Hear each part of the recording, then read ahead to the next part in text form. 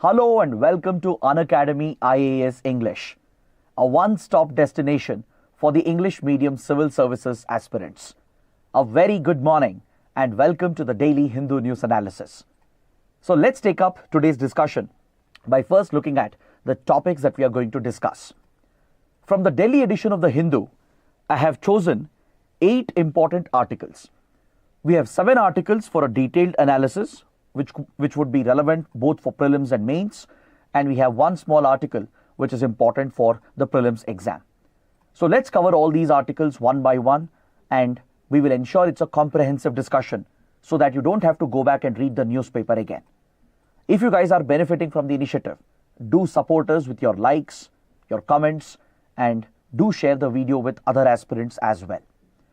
And also do join my Telegram channel. The link will be provided in the description, and I'll be sharing a lot of updates and notes which could be relevant for the exam. So with this, let's get started with the discussion, and we'll look at this important article from page number 8. This article deals with the issue of inner line permit which has emerged in the northeastern state of Meghalaya. The topic is very important for internal security under GS paper 3. It's also connected with Indian polity under GS paper 2. According to the article, a few pressure groups in Meghalaya, they have been blocking roads. They have been checking the documents of workers and travelers to see if any of them are outsiders who do not belong to the state of Meghalaya. So these pressure groups, they are demanding the implementation of ILP, Inner Line Permit. And this has affected the tourism industry in Meghalaya, and it has raised concerns with regard to the security situation in Meghalaya. So it's important to understand what is this ILP. With regard to Northeast India, I'm sure all of you know that many states in the Northeast have been affected by insurgency since many decades. Today, of course, the situation is much more stable.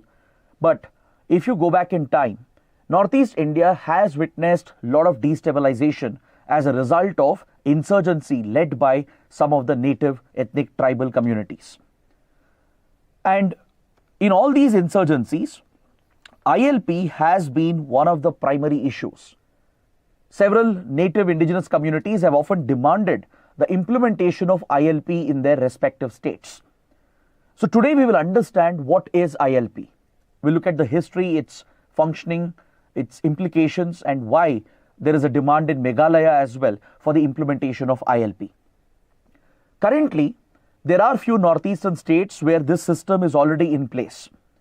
For example, in the entire state of Arunachal Pradesh, inner line permit system has been implemented.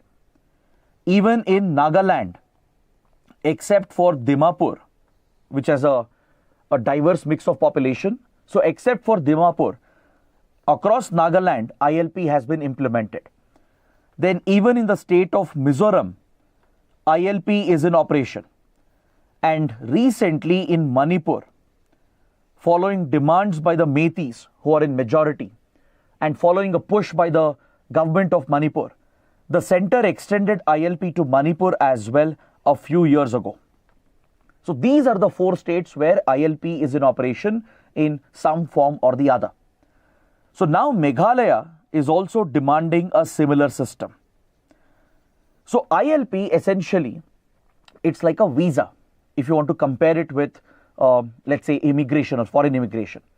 Now let's say you're an Indian citizen. You would like to enter United States or let's say a European country. You can't enter those countries, be it for tourism, be it for study or work, without a valid legal document issued by those countries, which is nothing but a visa.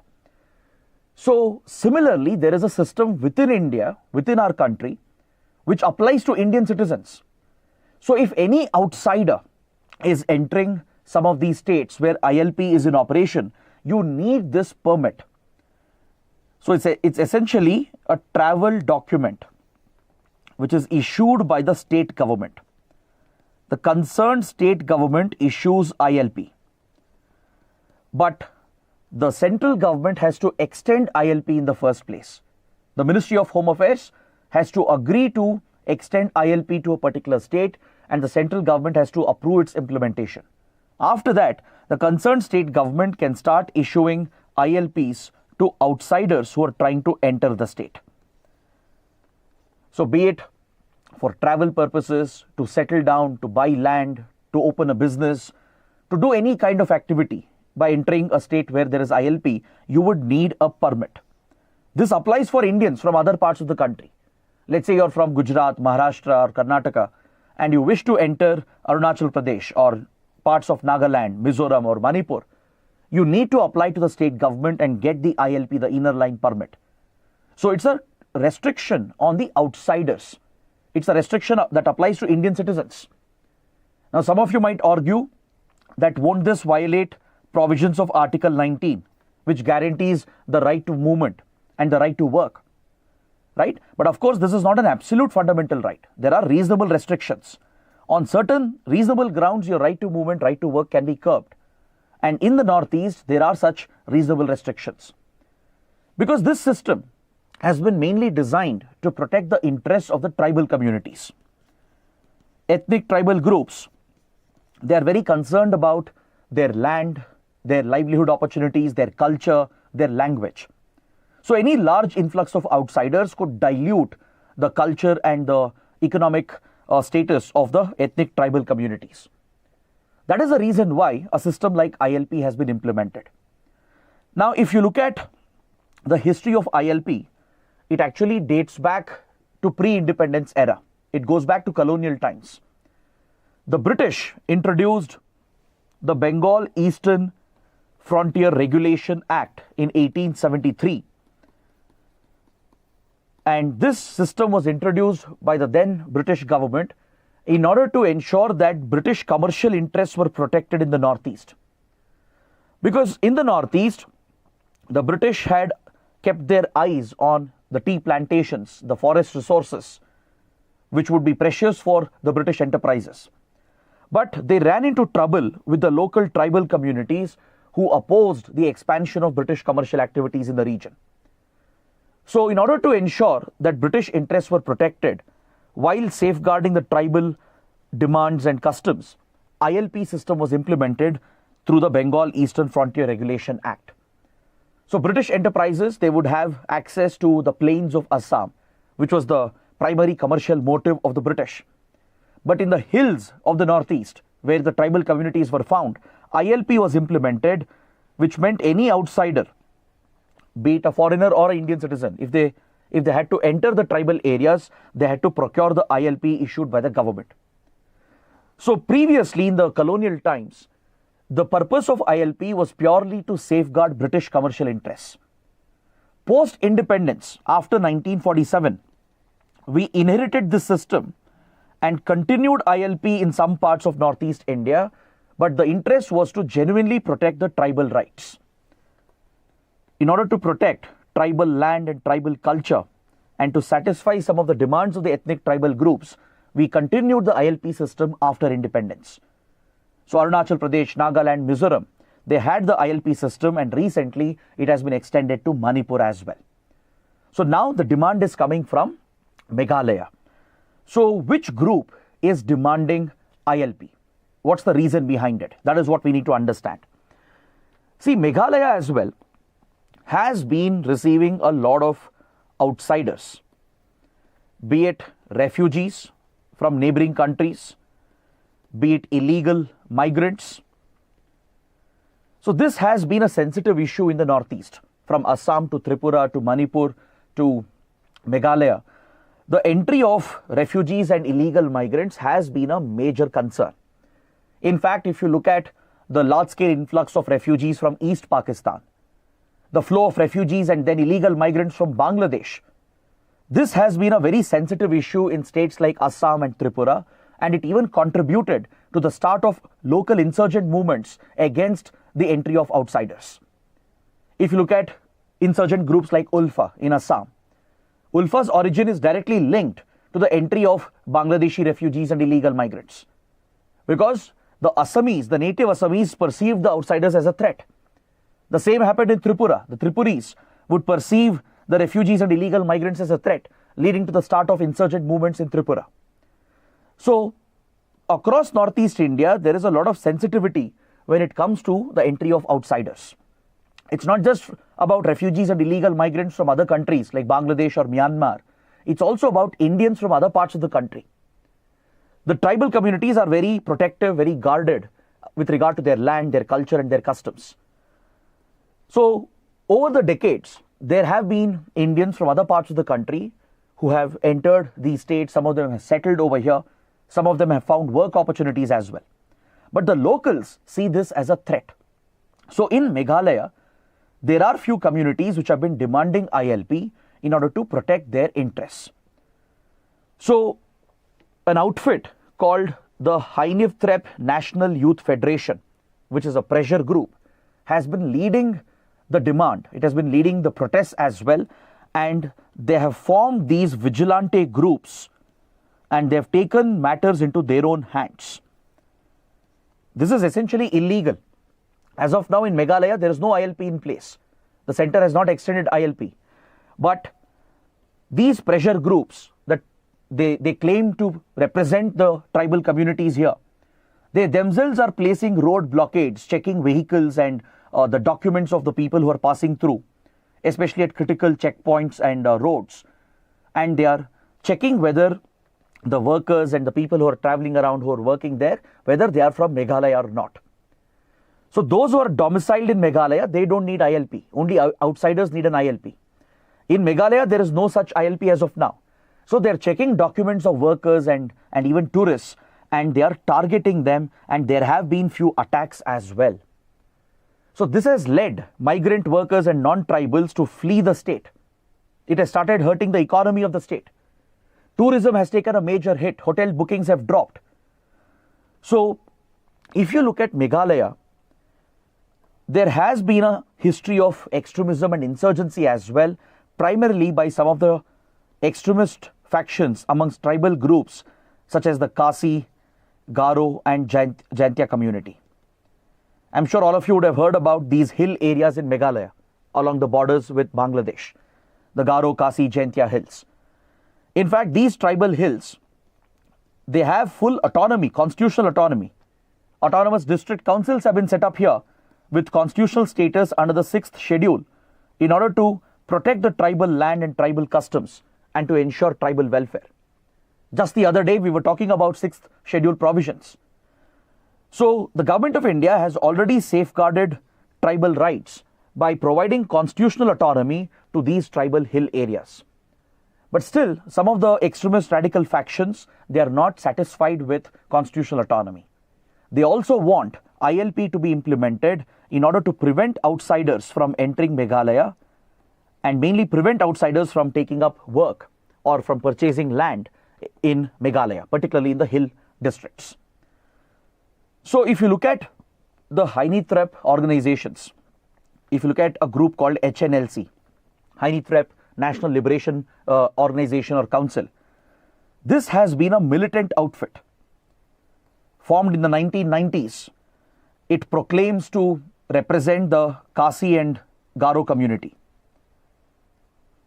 Alright, and it has been leading a violent insurgency against the Indian state. In fact, under the UAPA, under Unlawful Activities Prevention Act, Ministry of Home Affairs has even banned this organization as a terrorist organization. Recently, we had opened peace talks with the Hynivthrep National Liberation Council, and the central government along with the Meghalaya state government, they were negotiating a peace deal with this extremist outfit. But recently, the Hynivthrep National Liberation Council has walked out of the talks. It has suspended the peace process with the government and it has resumed some of its extremist activities. So this is what concerns India.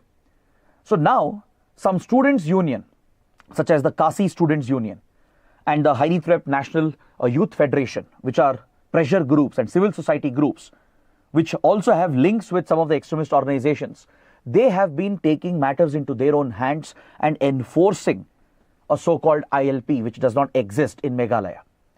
They have been blocking the roads, checking all the vehicles, asking people to show their documents. And if there are outsiders, they are being pressurized and there have been some attacks as well on outsiders. So this is affecting the migrant workers, the non-tribal community which is present, and especially even tourists. So why do you think this is happening in Meghalaya? If you look at the root causes, see, at one point Meghalaya was part of the largest state of Assam before it was carved out of Assam in 1972. But Meghalaya has indeed been affected by the flow of refugees and illegal migrants from East Pakistan and Bangladesh, especially in 1970-71, when a major crisis emerged in East Pakistan prior to the liberation of Bangladesh. There was a large inflow of refugees from East Pakistan into the border states of India. So Meghalaya at that point, which was part of Assam, received a huge inflow of refugees. Later, after Bangladesh was liberated, a lot of illegal migrants have infiltrated into India, into states like West Bengal, Tripura, Assam, and into Meghalaya as well. So the native Khasi community has felt there is a threat to their culture, their land, and their traditions. They also feel that Indians from other parts of the country who started entering Northeast India, especially as the Indian economy opened up in 1990s, there has been a large influx of Indians from one state to another. There has been mass migration with regard to work. So this is something that is resisted by the native ethnic tribes. So this is the primary reason why the insurgent movement began, and there is some element of support from the state government as well for the implementation of ILP. In fact, the Meghalaya state government a few years ago adopted a resolution as well urging the center to extend ILP. This was in 2019. So state government also is supporting the implementation of ILP. So this is what emboldens some of the pressure groups and even extremist organizations to enforce a non-existent ILP on their own, which threatens the security situation on the ground. So the government of India is closely watching the developments. The Ministry of Home Affairs is trying to engage with the state government, and it's trying to ensure that no one takes law into their own hands. Now it's left to the center to decide whether ILP will be extended or not. As I explained, Meghalaya already has constitutional protection. The tribal hill districts of Khasi, Garo, Jaintia, they already have autonomy under the constitution. Now with regard to, let's say, concerns related to CAA, Citizenship Amendment Act, because through the Citizenship Amendment Act, the center has promised a fast-track process for refugees coming from Bangladesh, Pakistan and Afghanistan, right? It has promised a quick route for citizenship if they have faced religious persecution and if they belong to certain religious communities. So this has been a concern in the Northeast, that will refugees be given citizenship? And to protect some of the Northeastern states, the government has exempted some of the Northeastern states from the provisions of Citizenship Amendment Act. So such protection has already been given. Apart from constitutional autonomy, even Meghalaya has been exempted from the CAA provisions. In these autonomous areas of the 6th schedule, CAA provisions will not be applicable. Upon that, the demand for ILP is something that the center has to consider by working with the state government. So when you have such non-state actors, when you have pressure groups and even extremist forces trying to pressurize and push for an ILP system, and if they try to enforce this through vigilantism, this is a major threat. This could increase tensions. It could even lead to unfortunate incidents which could disrupt the economy and disrupt the security situation on the ground. So that is what we learn from this important article. Also note that the state government made an attempt as well in 2016 to try and bring in ILP-like restrictions in 2016. The state government had amended the Meghalaya Residents and Safety and Security Act in order to bring in ILP-like restrictions. But this law, this bill which had been passed by the state assembly, it was held by the governor, referred to the president for president's consideration, as it was against the interests of India, against the principles of the constitution. So the president held on to the assent. It was never returned back to the state assembly, and thus these amendments never took effect. It never came into effect. It was after this that the state government brought out a resolution which was adopted by the state assembly urging the center to implement ILP. So it's a pending issue which will be considered by the Ministry of Home Affairs, but the ground situation being created by pressure groups and extremist forces is a concern which worries India. So please take up a practice question based on this topic. by using all the points that we have discussed. Please write an answer to this question. That's the best way to practice answer writing, and try to post the answer in the comment section. Now let's look at the next article. On the same page, we have an article related to India-Australia trade relations. This article is basically referring to an interview with the Australian High Commissioner to India. The Australian High Commissioner, Philip Green, has visited Andhra Pradesh, met with the Chief Minister, Chandrababu Naidu, and he has spoken about India-Australia trade relations at great length. Now, this topic is very important because the High Commissioner has referred to the ECTA, Economic Cooperation and Trade Agreement, between India and Australia, which was signed 2 years ago in 2022. This is a limited free trade agreement that the two countries have signed. It's not a full-fledged FTA, but it's a limited free trade agreement that provides trade concessions to exporters on both the sides. And it's a very ambitious trade agreement which is looking to exponentially increase our trade volume. I'm sure all of you know India-Australia are great strategic partners. We have very close security, defense relations. We coordinate with each other on important geopolitical issues. Plus, we have very good cultural relations because of the strong Indian community present in Australia. And we do have good economic relations. And this trade agreement was signed a couple of years ago to increase the trade volume and to create job opportunities in both the countries. In fact, this was one of the first trade agreements that India was signing after many, many years. Prior to this, we signed a full-fledged FTA with United Arab Emirates.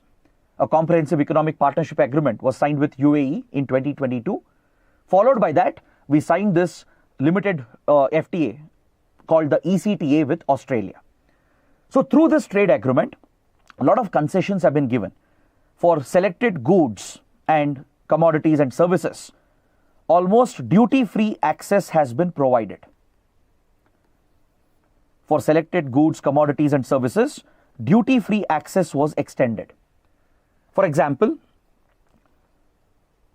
gems and jewelry sector from India, textiles, leather and even furniture, and as well as iron and steel, and even few selected agricultural commodities, and many more. So some of these selected sectors, they would get preferential treatment from Australia, which means this would boost India's exports to Australia. And don't forget, all these are labor-intensive industries, which means if the exports increase, it will create more jobs in India. So the goal of ECTA was to increase India's exports to Australia and also boost Australia's exports to India and create as many jobs as possible. Now the High Commissioner has said that the ECTA has been giving very good results. After 2 years of implementation, it has been seen as a very successful trade agreement, and eventually India-Australia might even work out a full-fledged FTA. It has significantly increased our exports, especially textile exports, iron and steel exports, agricultural exports. And the best part of the trade agreement is that Australia agreed for certain protections for sensitive sectors in India. If you look at Indian agriculture, there are few sectors which we consider as very sensitive. Like, for example, the dairy industry. We would like to protect our farmers, our animal husbandry industry from the superior quality dairy products and animal husbandry products of countries like Australia. So India wanted a protection mechanism here, and Australia agreed to that. And in general, in the agriculture sector, there are few precious sectors which are very crucial for the Indian economy. And here as well, Australia agreed for protection mechanisms so that cheap imports from Australia can be prevented. So this would be a safeguard mechanism. So that way it benefited India, and Australia has never agreed for such restrictions with other countries. Similarly, India also gave a lot of concessions for Australia as well. Like Australia has an edge in certain sectors, be it in technology, engineering products, even in semiconductor industry. So in several key industries, Australia has been given a lot of concessions, and even in agriculture industry. and animal husbandry, which is a key industry for Australia, a lot of concessions were extended by India to increase Australia's exports to India. Even beverages, for example, Australia is known for its wine and beer. So a lot of concessions were given so that Australian beverages can reach the Indian market at much cheaper cost, thus increasing the opportunities for both the sides. So according to this update given by the Australian High Commissioner, the trade agreement has been performing very well for both the countries. If a trade agreement is well negotiated, it will be mutually beneficial. Apart from this, India even secured a very liberated visa immigration regime from Australia. Because we have a very strong Indian community. There are more than 1 million Indians residing and working in Australia. Imagine Australia's population is very less, hardly I think 26 million. So out of that, 1 million plus are Indians. So you have lakhs of Indian students, Indian workers, they are contributing to the Australian economy in IT, services and many other sectors. So Australia being a developed nation, it has very strict visa immigration policies.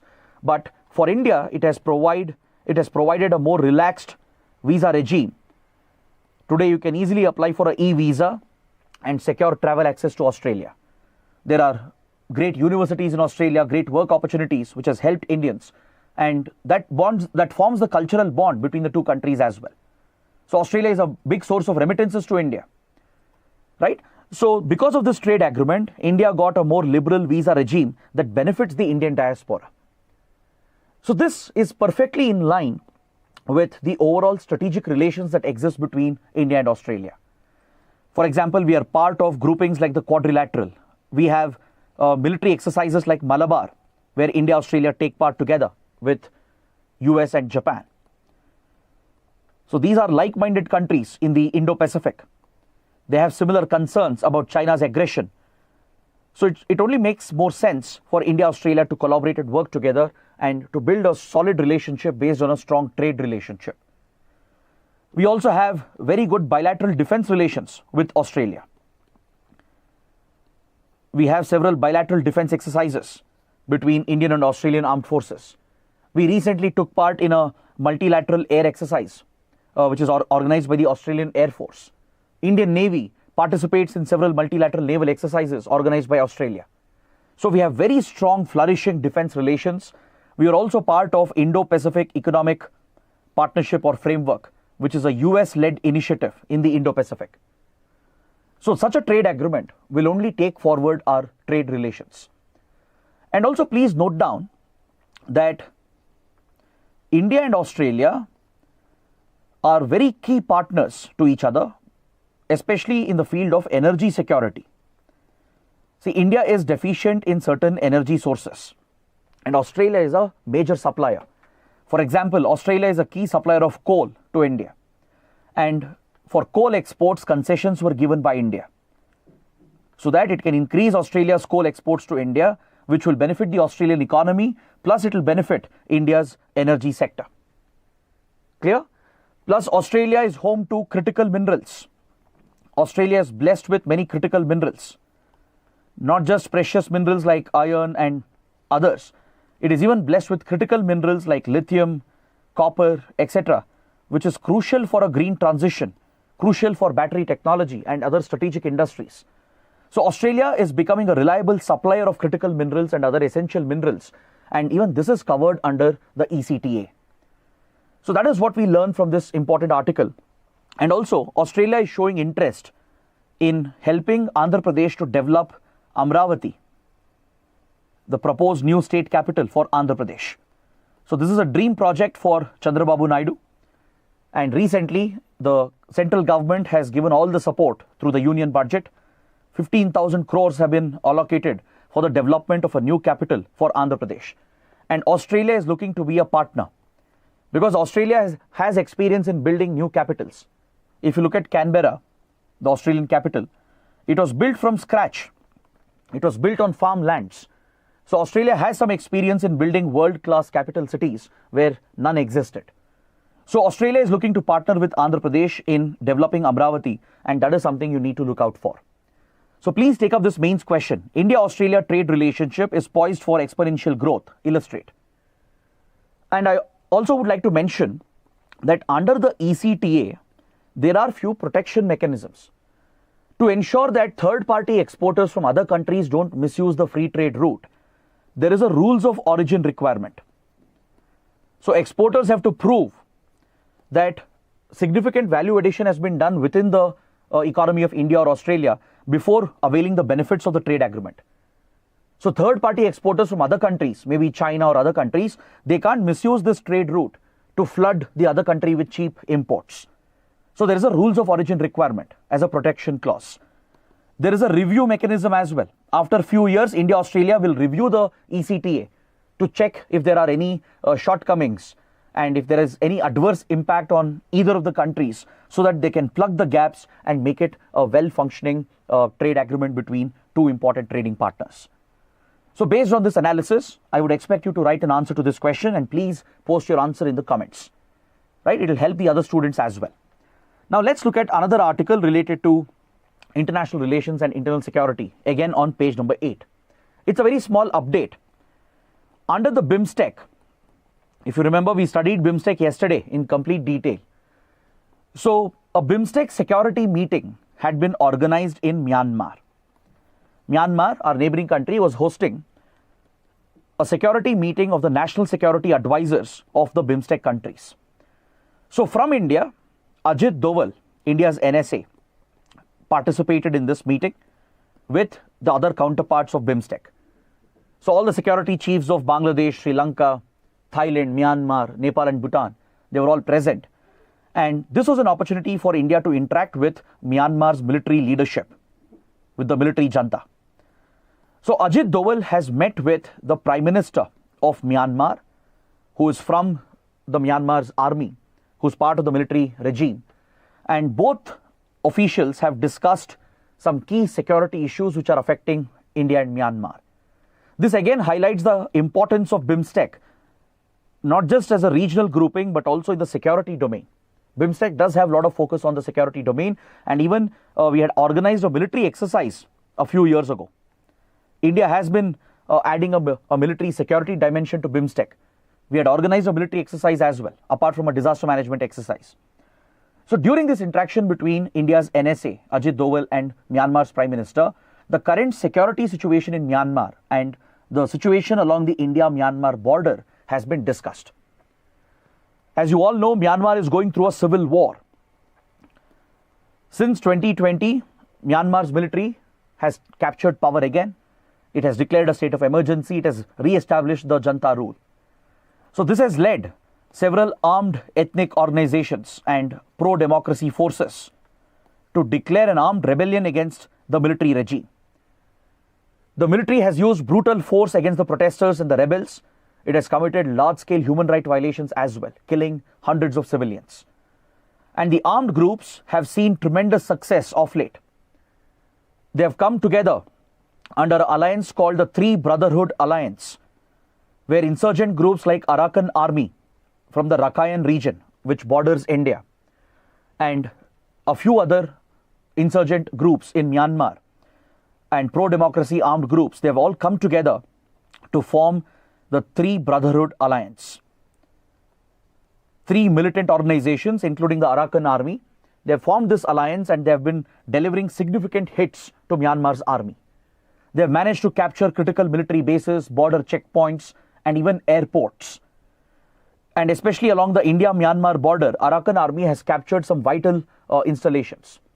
Even in other parts of Myanmar, like the Sagaing region in Shan state, towards the Chinese border, some critical locations have been captured by these rebel groups belonging to the Three Brotherhood Alliance. So many experts and analysts, they are predicting that either this conflict will be a stalemate, where Myanmar's government will only control part of the country, rest of the country would fall under the control of the armed groups. So that could be one scenario. Or another worst case scenario is that the armed groups will topple the military regime. And most likely there might be a regime change where ethnic armed groups and other armed rebellion forces might come to power. Now, whatever happens in Myanmar, these developments will have direct bearing on India, because we share a very delicate, porous border. The India-Myanmar border is highly sensitive. It is highly porous because of the mountainous terrain, the dense forests, the remote location. And it has often been used by organized criminals and insurgents to infiltrate into northeast India.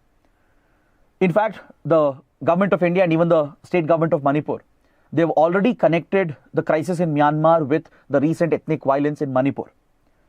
India believes that the ongoing crisis in Myanmar has affected the situation in Manipur and other parts of northeast India. The entry of refugees and illegal migrants and the smuggling of arms and weapons and drugs, all of this has affected the security situation, and that is what worries India. So this meeting between India's NSA and Myanmar's Prime Minister acquires a lot of significance in this context. Next, we have an article related to environment and ecology on page number 10. I find this to be an interesting article because it shows how fragile the ecosystem of the Himalayas are. The article is focused on the extent of snowfall in the Himalayas, particularly in Himachal Pradesh. Recently, a scientific study has been conducted to understand the pattern of snowfall happening in Himachal Pradesh, which gives us a lot of insight into the changing environment, the changing weather patterns in the fragile ecosystem of Himalayas. According to this study, snowfall has reduced significantly in the recent years during the peak winter season. See, generally, when I say it's winter in Himalayas, when do you think or when do you assume the winter to begin or the snowfall to occur? Generally, you would presume this to happen in December, January, right? As far as the Himalayan region and the climatic system is concerned, these are the peak winter months when peak snowfall has to be recorded. Historically, this has been the case. December, January months would witness the maximum snowfall, especially in Himachal Pradesh. But of late, this pattern is changing. Recent studies have shown that the snowfall received in peak winter during December, January has actually reduced. Compared to previous years, there is a reduction in snowfall during the December, January months. And what is interesting is that snowfall has increased during early summer months. In the months of February, March, April, these are early summer months. So, during these early summer months, snowfall has increased in Himachal Pradesh in the recent years. So, clearly it indicates the shifting pattern, the snowfall pattern. Now, why is this important? Why is this significant? See, don't forget, Himachal Pradesh is home to some important rivers. The drainage basin of the Ravi, the Bias, Satluj, and even the Chenab. It is primarily present in Himachal Pradesh. In fact, some of these critical rivers originate in Himachal Pradesh. This is the lifeline of Punjab, Haryana, northwest India, and even for Pakistan, these rivers are critical. The snowfall determines the water flow in these rivers, the water availability, especially during the drier months, the summer months. So when peak snowfall occurs during December, January months, which is the peak winter, this snow is more long lasting. It is more durable. It doesn't melt very quickly. When more snowfall is recorded during peak winter, this snow is more durable, it doesn't melt quickly, and it will last throughout the summer season. So the slow melting and slow release of water feeds these rivers, thus ensuring water sufficiency in the entire drainage basin. But now what's happening? In December, January, snowfall has reduced. And the snowfall which has increased in early summer months, that is in the months of February, March, April, this snow which is being received, this is not very durable. It will melt very quickly because of the higher temperatures that begin during these months. So this snow will melt more quickly, releasing all the water within few weeks and thereby creating a scarcity during the end of the summer season. By September, October, right, there would be water scarcity recorded in the drainage basin, leading to a serious water problem and an environmental problem. So that is what the study has pointed out, and I think that's why I feel the article is very important. Now let's look at the next article. On page number 10, we have another article related to internal security today. The Union Home Secretary, Ajay Kumar Bhalla, has addressed the CRPF on its 86th Raising Day. The CRPF is one of the key paramilitary forces of India. It's one of the central armed police forces, which is under the Ministry of Home Affairs. So the Home Secretary has said that CRPF's role is being expanded in Manipur following the recent ethnic violence. CRPF has been proactively deployed in the state of Manipur after the recent ethnic clashes, and the Home Secretary has indicated that CRPF is likely to be given a more permanent role in managing the internal security situation of Manipur. The Home Secretary has praised CRPF for its contribution in ensuring the internal security of India, because the CRPF is involved in some critical security operations and security functions. So let's understand some basic details about CRPF by using this article. Now, if you visit the website of the Home Ministry, the Ministry of Home Affairs, you will notice that the Home Ministry controls a few central armed police forces. See, generally policing is a state subject. Policing, public order, law and order, it's a state subject, which falls under the state government, the state police. But the center has a mandate to ensure internal security. This is a union subject. So the center can also establish its own police forces, armed police forces at the central level, which come under the Ministry of Home Affairs. The MHA, which is responsible for internal security, can raise central armed police forces, which are essentially paramilitary forces. They come in somewhere in between your armed forces and your police forces. They'll have the sensitivity of your police, but they'll have the lethality and the better training and better resources and better equipment of your armed forces. So such paramilitary forces are perfectly suited for multiple roles, be it border guarding operations, or be it securing key installations, or dealing with insurgencies, terrorism, or internal conflicts. Such paramilitary forces would be more effective compared to your police or your armed forces. So MHA has several CAPFs, which includes the Assam Rifles, which plays a key role in Northeast India. It is involved in counter-insurgency operations. It guards the Myanmar border. The BSF, which guards the borders with Pakistan and Bangladesh. CISF, which provides security for strategic installations from airports to key buildings, etc.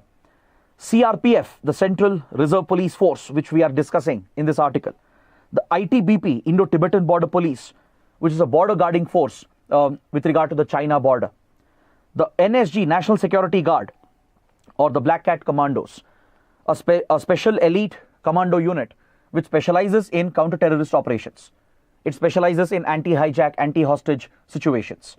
And finally, you have SSB, Sashastra Seema Bal, again a border guarding force guarding the borders with Nepal and Bhutan. Now coming to CRPF, if you look at its history, it goes back to colonial times. It's one of the oldest paramilitary forces in the world. It was raised in 1939 by the British.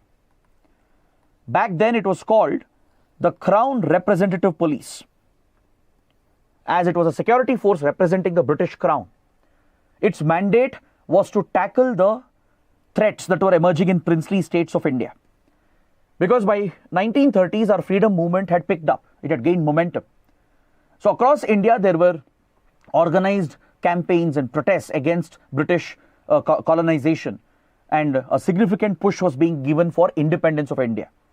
So to tackle that unrest, to tackle the freedom movement of India, this force was raised by the British in 1939. But after independence, it was renamed and restructured as the Central Reserve Police Force under the Ministry of Home Affairs. It even has legal backing. A CRPF Act was passed in the Parliament, and it has been assigned an internal security role.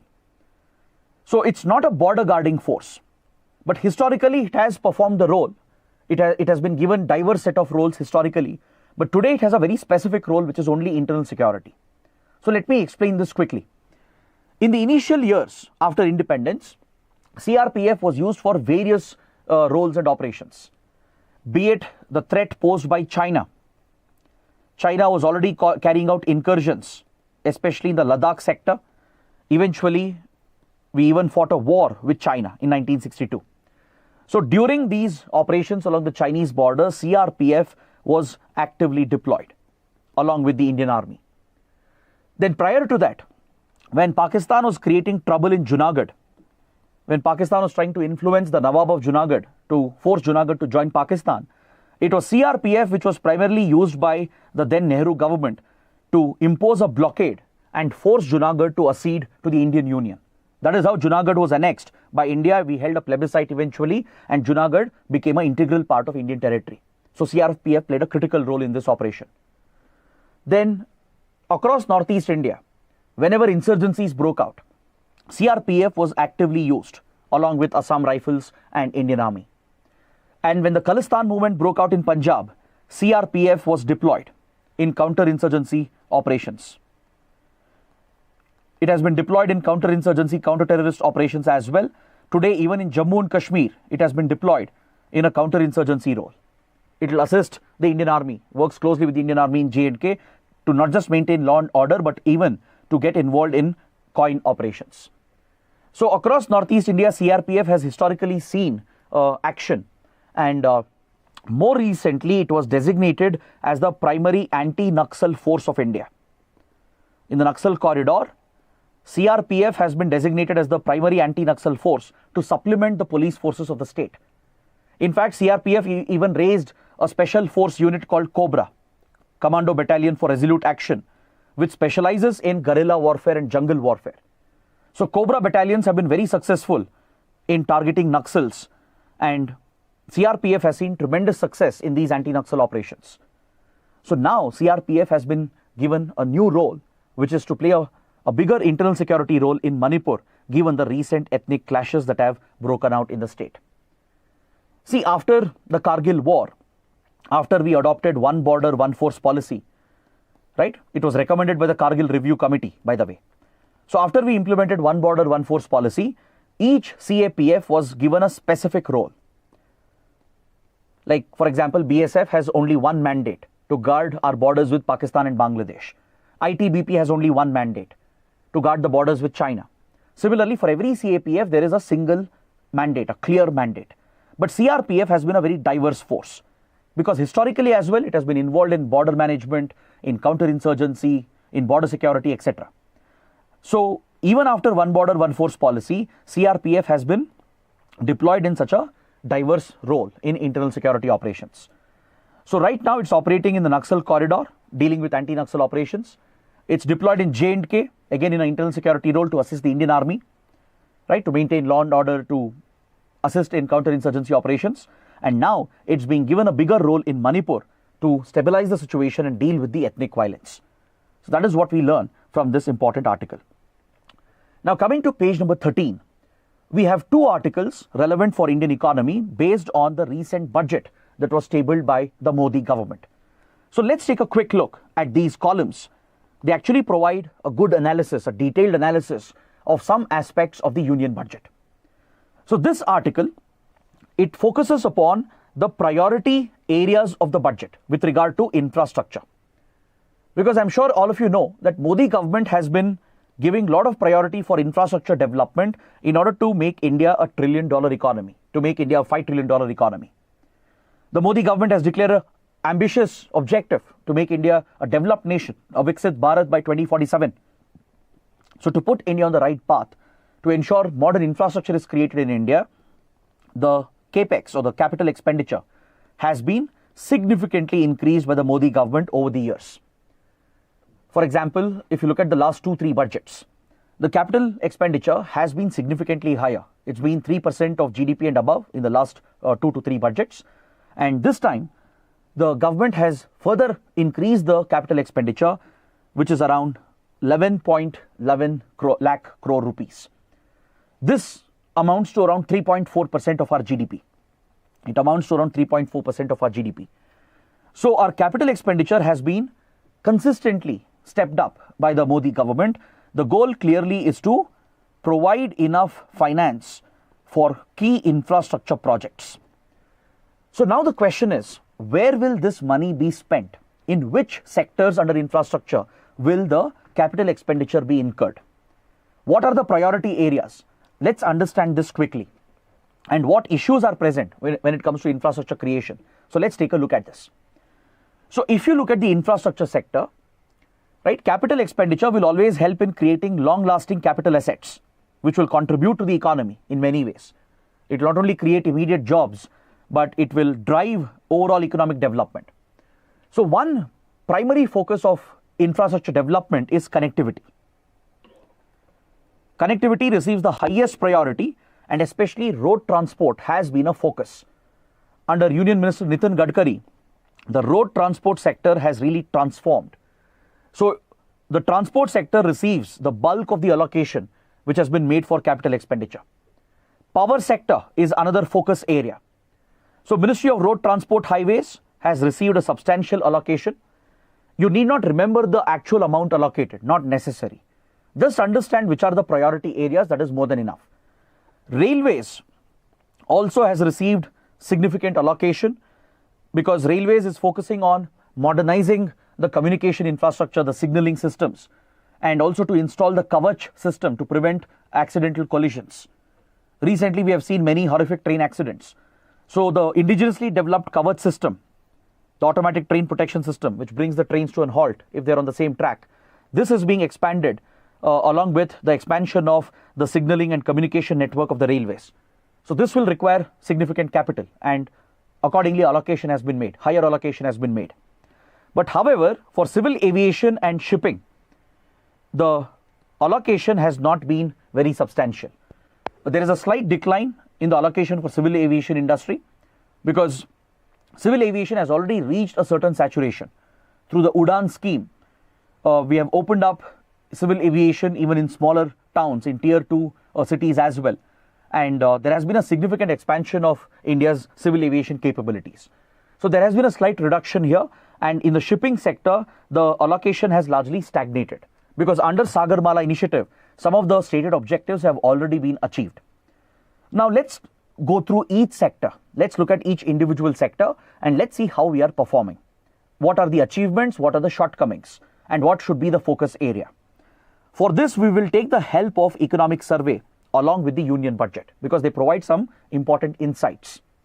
According to the economic survey, the national highway network has grown substantially in the last decade. It has increased by 1.6 times under the Modi government. Under the Bharat Mala initiative, which focuses on road connectivity, it focuses on creating expressways, modern 4-lane highways. There has been a significant expansion of the road corridors. The length of high-speed expressways has increased 12 times. 4-lane highways has gone up 2.6 times.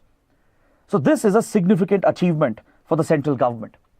There are several industrial corridor projects which are being pursued as part of the connectivity project, as part of the road transport project. Be it the Mumbai-Bengaluru industrial corridor, Chennai-Bengaluru industrial corridor, Delhi-Mumbai industrial corridor. A total of 11 industrial corridor projects are being pursued, where industrial clusters will be set up along these expressways to create modern infrastructure to boost manufacturing growth. New models of infrastructure development is being promoted, like build, operate, transfer.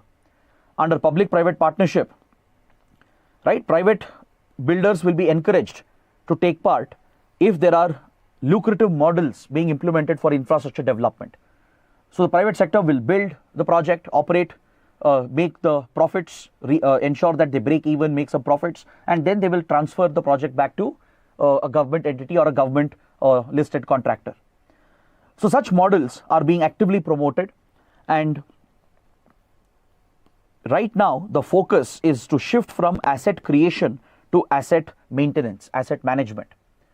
We have created a safely good road network. We have even beaten China when it comes to the overall road network, the road length, right? So India has really improved its road transport connectivity under Bharatmala initiative and other initiatives. But now the focus should be on asset management, managing these expressways, operating them efficiently, repairing them, ensuring that the servicing is done, the management, overall maintenance is done, should become a priority. And that is one shortcoming, because the budget does not give enough allocation for asset management. It is still focusing on asset creation. Yes, there should be focus on asset creation, but asset management should also be a priority. Coming to the railway sector. For the Indian Railways, there has been a significant jump in the allocation, because the Railways is working on several new railway lines. It's trying to modernize the existing rail infrastructure through gauge conversion and doubling of railway tracks. But the priority as of now is to ensure safety in rail transport. Safety has become a big concern. If you look at freight movement, freight and cargo movement through the rail network, usually transporters, they don't prefer the railway route. Is that clear? But unfortunately, this is not environmentally sound. It's not financially sound as well. Because at shorter distances, usually under 500 kilometers, if transporters are moving goods, it could be farm equipment, agricultural produce or industrial output. When you're moving these products, that too within a 500 kilometer distance, road transport tends to be more expensive. It's more polluting as well. Because freight transport through rails is largely electrified, emissions will be brought down, and more importantly, it's cheaper, it's more optimal. But there is still no uptake in the transport industry for freight transport. So this has to be a focus to ensure we create more long distance freight transportation, which will be much more efficient, much more environment friendly. Another concern here is safety, as I was pointing out. We have seen recent accidents where cargo trains have collided with passenger trains.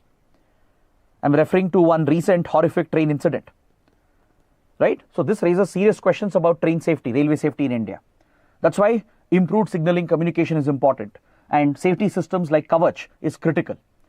So in this regard, the government has made the right allocation, but it needs to focus on improving allocation for freight transportation and promotion of freight transportation. Coming to shipping, Sagarmala initiative has been a big success. Over the last decade, India has really modernized its port facilities from major ports to minor ports. Especially the JNPT port in Mumbai and Mundra port in Gujarat. They have emerged as major ports of the region, and they account for nearly 40% of our total trade. That clearly highlights the strategic and economic significance of these ports. Coming to airports, many airports have been privatized. The government is giving a greater push to privatize more airports, thus relieving Airports Authority of India from its role. It can focus more on regulating the industry, ensuring more safety and ensuring the guidelines and protocols are followed instead of managing and operating the airports. So all these decisions of the government, they have been in the right direction. But if you look at the budget itself, there are some shortcomings as we discussed. Another major concern in infrastructure sector is that right now, most of the infrastructure investment is coming from the government. Government has been taking the lead. Majority of the investment in infrastructure is coming from the government itself. Private investment is lacking. The private sector is hesitant because they perceive a lot of risks in infrastructure sector. Because they are not sure about the investment model under public-private partnership. Sometimes the government changes the rules midway. It places a lot of restrictions and conditions. And many times the funding doesn't happen on time. And in many cases, projects are not completed. So all the delays, the risks and the regulatory pressure, it pushes the private sector to largely stay out of infrastructure development. If you look at the total expenditure on infrastructure, 49% of the capital is coming from the central government, almost half of it. State governments account for another 29%. So totally 78% of funding in infrastructure is coming from governments. Hardly around 22% is coming from private sector. So this is not ideal. If India wants to modernize its infrastructure and become a developed economy, right, private sector investment has to go up. So to ensure this, we need to reform our public-private partnership models. There are many concerns with the PPP models that we have, the way in which it is operated. So for this, we had a committee, the Vijay Kelkar Committee, which had submitted its report in 2015. It studied the need for revitalizing the PPP model for infrastructure development to address the concerns of private investors and to attract more private investments in PPP model. So some of these recommendations have not been implemented. They are still pending. So the Hindu is suggesting that the recommendations of Kelkar committee will have to be implemented, and the market should be assured, private industry has to be assured of timely completion of projects, and the project should be made viable commercially by the government. If this is done, we might attract more private investments, which will help in reducing the government expenditure. Right now, government is the sole spender in infrastructure. If that expenditure goes down, it can channel that same expenditure for welfare programs, whereas private sector can invest more in infrastructure development. So that is what we learned from this important article. Next, on the same page, we have another article related to the budget. This is related to the employment related schemes and initiatives. So here I'll not take too much time. We've already discussed enough about this, but I think this article gives a fresh insight, a new approach to understand some of the employment related incentives and schemes that were announced in the budget. So let's take a quick look at this. In the previous sessions, we have already explained how Finance Minister Nirmala Sitharaman gave top priority for employment creation and skilling. In fact, it was one of the themes, focus areas of the budget, because the government realizes that unemployment in India has been at alarming levels. Even though government doesn't officially acknowledge that, and even though official government numbers paint a different picture, the ground reality is very different. A lot of our youth are unemployed or they are underemployed. Now, this is not ideal for a populous country like India. Today, we have the world's largest population, right? We are supposed to enjoy the demographic dividend, where majority of our population are in the working age group. But your demographic dividend will be of no use if you don't capitalize on it, if you don't create jobs, if you don't provide the right education and skills to make the youth employable. So the government realizes the risks of not tapping the demographic dividend, and accordingly, this time employment has been made a top priority in the budget. So this is good news for the country, for the youth of the nation.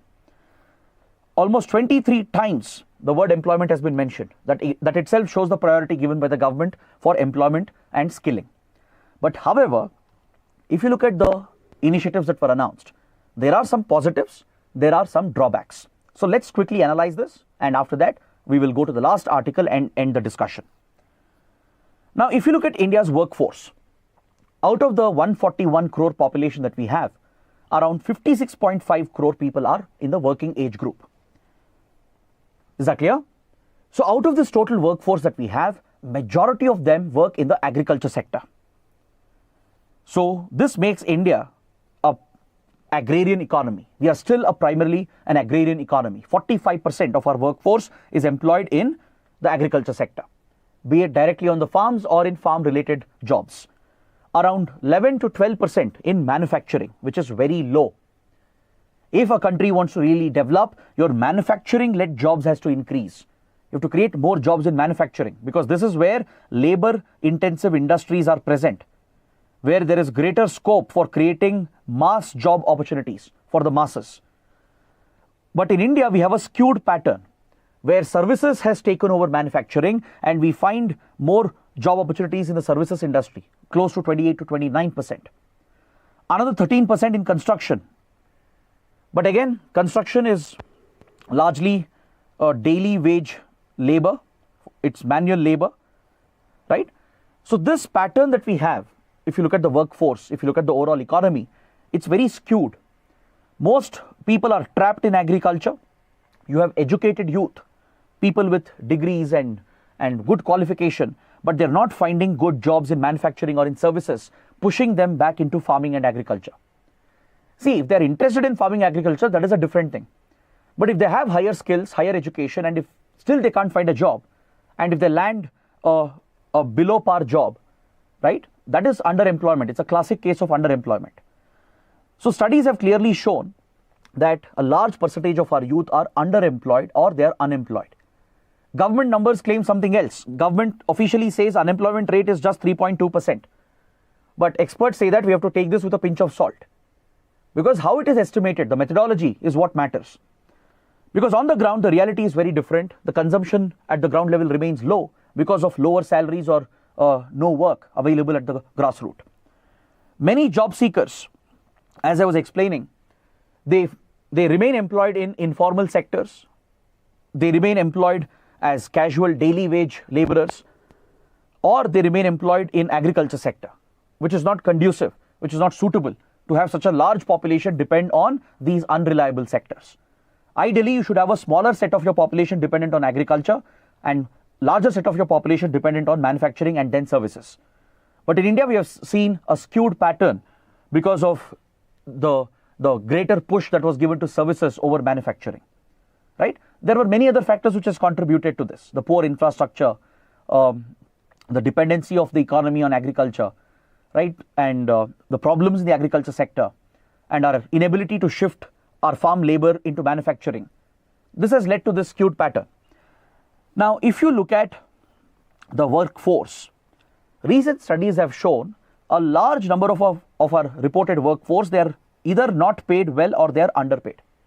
Some of them are not paid at all, especially women. Women who are involved in family businesses, who are doing family related household work, maybe farm related work.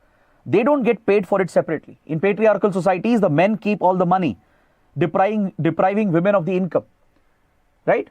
So clearly, either most women are underemployed or many of them don't have paid employment opportunities, even though they are doing the hard physical work. If you look at female labor force participation rate, it remains low compared to other countries, just around 37%.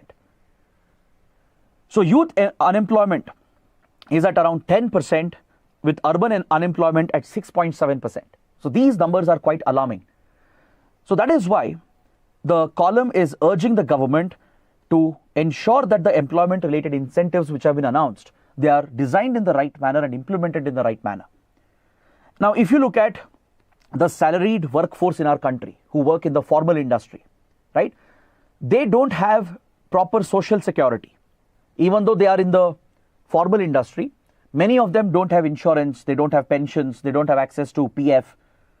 Many of them are underpaid, below the expected wages.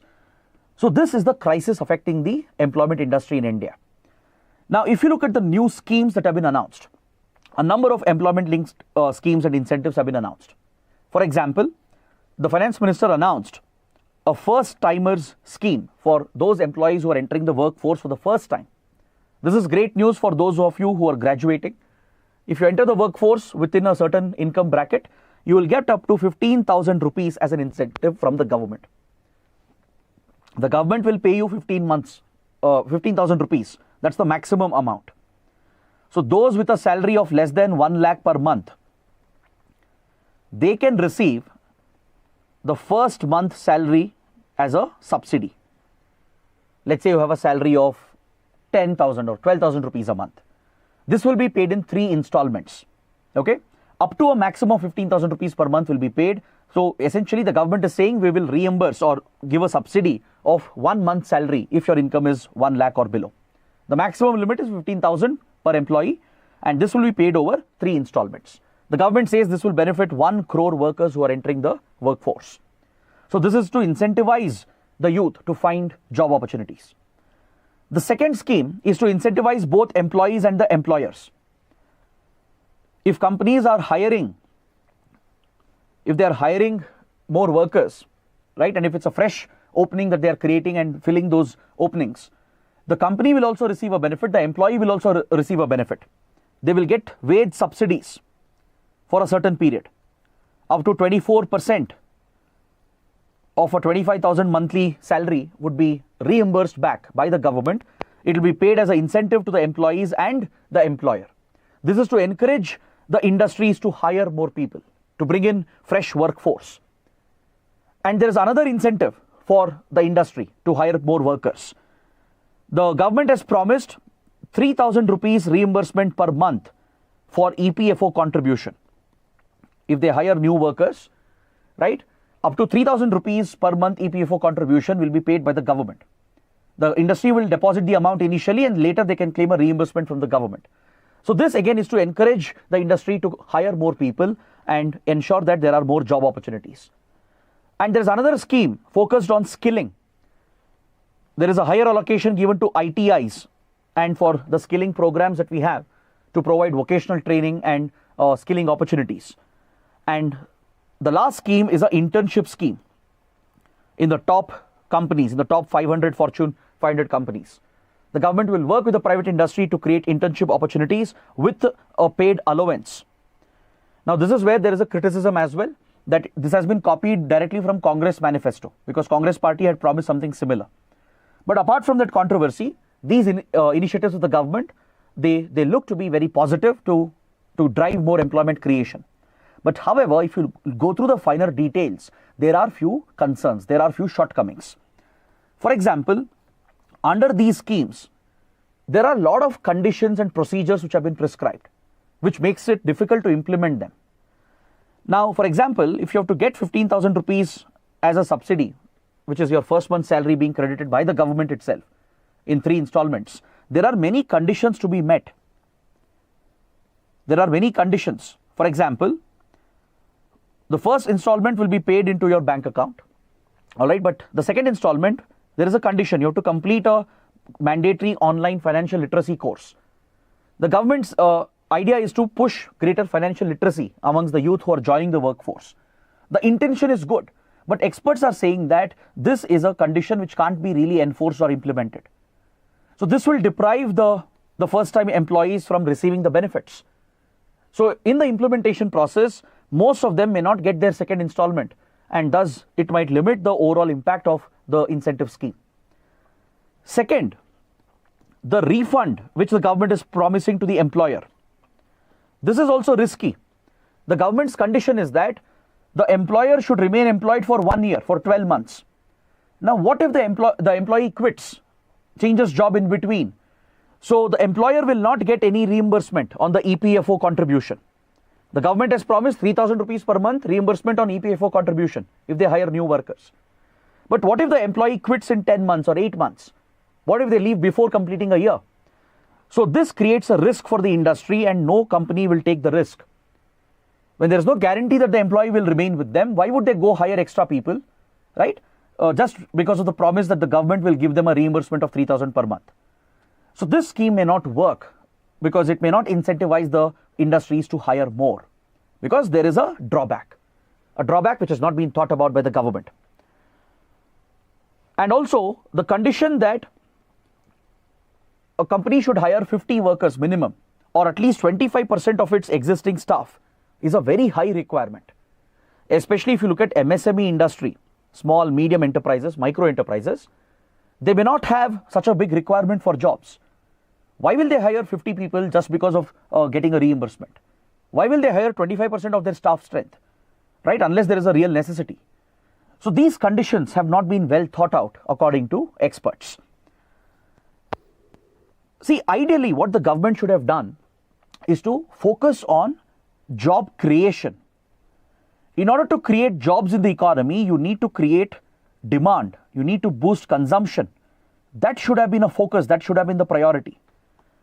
But if you observe, these schemes are designed to subsidize industries and employees to take up employment, to hire new people. What if the industry doesn't have a requirement? Why will they go hire people? Or even if they hire, what if the job becomes redundant? What if the employees become underemployed eventually, right? There should be a genuine demand for jobs. This is much harder to create. There should be higher consumption, higher demand, creating those job opportunities in the market. For example, our exports should be increasing. We should be producing more goods, commodities. That is when industries will hire more. That's when new jobs get created, not through such incentives just to encourage the industry to hire more because of a promise of a subsidy or a reimbursement. Or because of the promise of a stipend, no one will go and seek a job, right? There should be real, genuine job opportunities available to push the youth to find the right job for them. That's why the experts are saying that unless these core issues are addressed, things will not change. And also don't forget, the government has cut down the spending on schemes like Manrega, which would provide employment guarantee in rural areas. And also, the government's priority on MSME has not been adequate, according to experts, because MSME industry is labor intensive. That is where most of the jobs get created. So these shortcomings have been highlighted in this article, and I think that gives us great insight with regard to the new budget that was presented. Now, coming to the end of our discussion, let's take a quick look at the last article on page number 8 related to science and technology, and also international relations. ISRO has announced that one of the 4 Indian astronauts who have been trained for the upcoming Gaganyaan mission will be flying very soon with NASA and an American private space company to reach the International Space Station. See, last year PM Modi visited the United States. During this historic visit, PM Modi and President Joe Biden, they signed an agreement in space cooperation which will allow ISRO to send an astronaut to the International Space Station by working with NASA. Parallelly, ISRO is working on India's first manned space flight, the Gaganyaan mission, which is slated for next year. Right? So we have chosen the first batch of astronauts. 4 astronauts were shortlisted from the Indian Air Force and they have been put through intensive training. They were trained by Russia's space agency, Roscosmos. And also it's very interesting, it's ironic as well. Given the tensions between Russia and US, it's a little interesting to notice that these Indian astronauts were trained by Russia and now US will be flying one of them on a mission to the ISS. That again shows how India can balance 2 conflicting powers. So as part of this agreement, one of the astronauts amongst the 4 who have been trained for Gaganyaan mission will be flying on a NASA mission to the International Space Station. So this will be a major leap for India. After Rakesh Sharma, the first and only Indian astronaut in space, we might very soon witness the second Indian astronaut being taken to the International Space Station. All right. And also please note, the Gaganyaan mission, according to ISRO, is progressing very well. All the initial tests and the technologies are being developed. Most of them are seeing successful tests. For example, the crew module and space module is under successful development stages. The crew module and even the service module, which are going to be critical in the manned mission, both are under development and the tests are successful. Even with regard to the launch and the eventual re-entry and retrieval, all the technologies are being tested out. The crew escape system has been tested successfully. In case the mission goes wrong, to ensure the safety of the crew, a crew escape system has been designed. There is a pad abort system. If, let's say, there is a malfunction on the launch pad itself, and if the launch has to be aborted, so there is a separate ejection system which has been developed by ISRO, and we have even conducted a successful pad abort test. And even the re-entry systems are being tested to withstand the extreme temperature that the crew module will experience during re-entry. The specially modulated, customized tiles, the heat withstanding tiles have been developed, they have been successfully tested.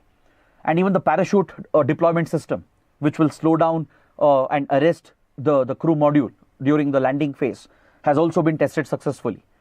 So ISRO is well on its way to launch Gaganyaan maybe next year, but before that, we might see an Indian astronaut as part of an ISS mission, which is led by NASA. So on this note, I will bring my discussion to an end. Do join my Telegram channel. The link is in the description. I will be sharing some updates and some notes, maybe some practice questions as well, and you'll get an opportunity to interact with me as well. So I hope you guys have liked the session, understood everything. Let me know what you think in the comments. Do press the like button if you benefited from the session. Let's see you tomorrow again at the same time at 10 a.m. Till then, thanks for watching. Have a great weekend.